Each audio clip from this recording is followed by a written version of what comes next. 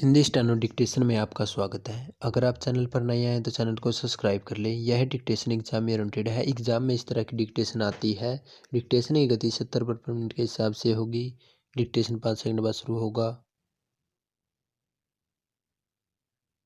Start. उपाध्यक्ष महोदय अल्पविराम योजना आयोग ने 7वीं पंचवर्षीय योजना का मसौदा तैयार कर लिया है तथा अगले सप्ताह आयोग की पूरी बैठक में उसे मंजूर किए जाने की आशा है। पूर्णविराम। प्रधानमंत्री इस बैठक की अध्यक्षता करेंगे। पूर्णविराम। वर्तमान कार्यक्रम के अनुसार योजना को अंतिम रूप देने के लिए राष्ट्रीय विकास परिषद की बैठक अक्टूबर के अंत में बुलाने का प्रस्ताव है। पूर्णविराम।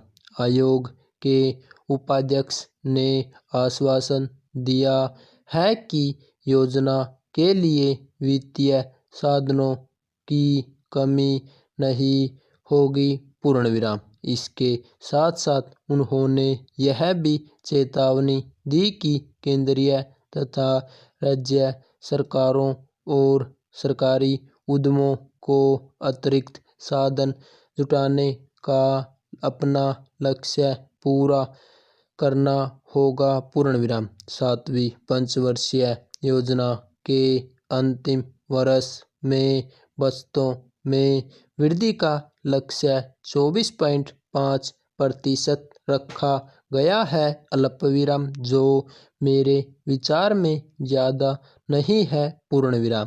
बचतों का अब तक का अनुमान 23.3% रहा है। पूर्णविराम।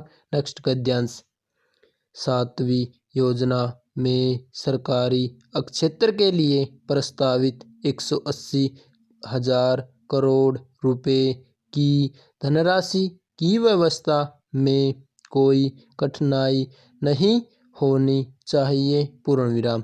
देश के पास साधन है। अल्पविराम।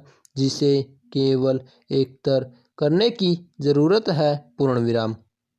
इस मामले में सरकारी उद्यमों को अपनी जिम्मेदारी विशेष रूप से निभानी होगी। अल्पविराम। क्योंकि अधिकतर कठिनाई उनके बारे में ही है। पूर्णविराम। खनिज तेल के आयात में कमी तथा निर्यात में वृद्धि के लक्ष्य को भी पूरा करना होगा। इससे विदेशी मुद्रा पर दबाव कम पड़ेगा। पूर्णविराम। सरकारी उद्यमों की कीमत नीति पर भी विचार करने की आवश्यकता है। पूर्णविराम। उनमें तैयार माल की कीमत बढ़ाने से उद्यम आर्थिक तौर पर लाभप्रद बन सकते हैं। पूर्णविराम। नेक्स्ट गद्यांश। 7वीं योजना के मसौदे में वित्तीय साधन जुटाने के लिए 13,000 करोड़ रुपए घाटे की व्यवस्था से उपलब्ध किए जाएंगे। पूर्णविराम। विदेशी मदद आदि के जरिए लगभग 20,000 करोड़ रुपए की विदेशी मुद्रा उपलब्ध की जा सकेगी। पूर्णविराम। करों के जरिए योजना के कुल पूंजी निवेश का 48% भाग एकत्र किया जा सकता है। पूर्णविराम।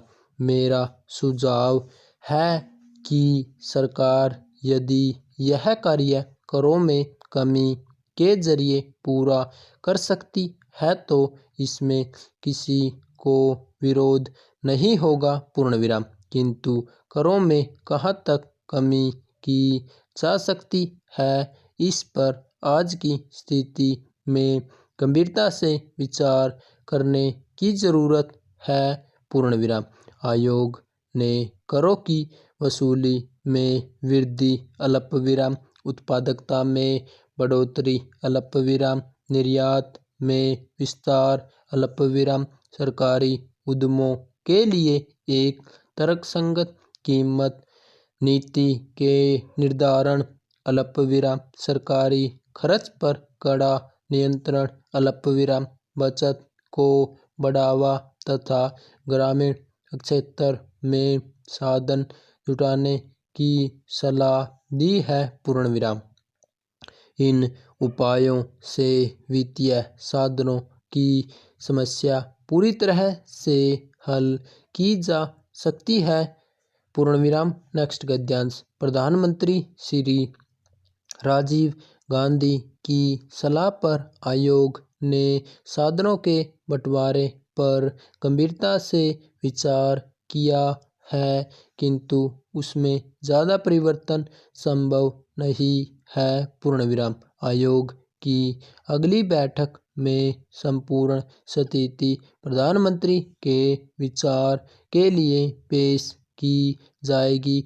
मेरे विचार में उपलब्ध साधनों तथा अर्थव्यवस्था के संतुलित विकास को लक्ष्य में रखते हुए साधनों का बंटवारा किया गया है। अल्पविराम। उसमें अब परिवर्तन योजना के हित में नहीं होगा। पूर्णविराम। साधन सीमित है और मंत्रालयों की बढ़ती हुई मांग को पूरा करना कठिन है। पूर्णविराम। नेक्स्ट गद्यांश। चालू वित्तीय वर्ष 7वीं योजना का पहला वर्ष है। पूर्णविराम। आयोग को आशा है कि इस वर्ष में विकास के जो लक्ष्य तय किए गए हैं वे केंद्र तथा राज्यों में काफ़ी हद तक पूरे हो सकेंगे। पूर्णविराम। इस वर्ष योजना का आकार छोटा रखा गया है, किंतु 1986-87 की योजना बड़ी होगी। पूर्णविराम। नेक्स्ट गद्यांश। विदेशी मुद्रा की समस्या अगले 2 वर्षों में कठिन होने की संभावना नहीं है। पूर्णविराम। अंतर्राष्ट्रीय मुद्रा कोष के ऋणों का भुगतान अगले वर्ष से शुरू होगा। पूर्णविराम। किंतु इसमें भारत के भुगतान संतुलन पर बुरा असर पड़ने की कोई आशंका नहीं है। पूर्णविराम। यदि निर्यात में अपेक्षित वृद्धि की जा सकी तो बाद के वर्षों में भी स्थिति नियंत्रित रहेगी। पूर्णविराम। इसके साथ ही साथ यह भी जरूरी है कि देश में खनिज तेल का उत्पादन बढ़ाया जाए। पूर्णविराम।